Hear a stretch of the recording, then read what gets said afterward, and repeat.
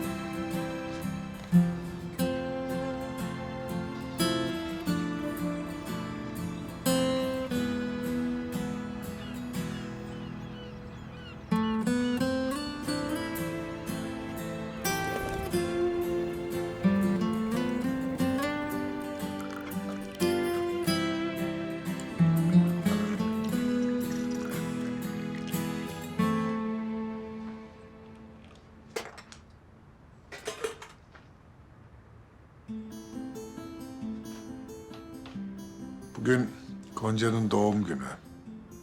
Kızımız 25 yaşına girdi gülümse. Ben seni o kadar çok özledim ki.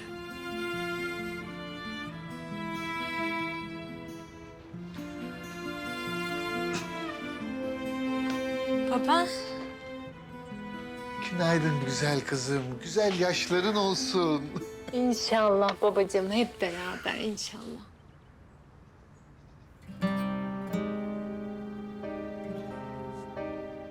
Baba. Canım. Annemi gördüm yine rüyamda. Yine gül tarlası içindeydi.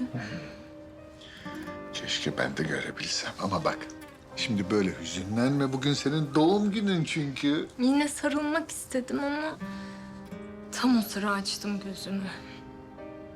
Kavuşamadım anneme. Vardır vakti.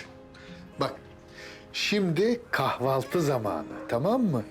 Hadi gel otur bakalım. Oo, baba elinden kahvaltı. Aynen öyle. İşte en güzel doğum günü hediyesi bu.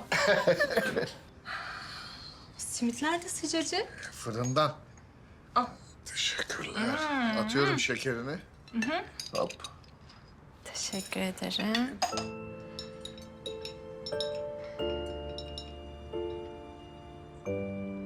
Her doğum günümde yapıyorsun bunu.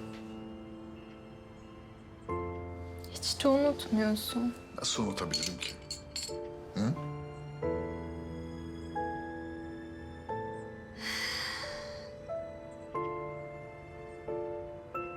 Hem analık hem babalık ettin bana.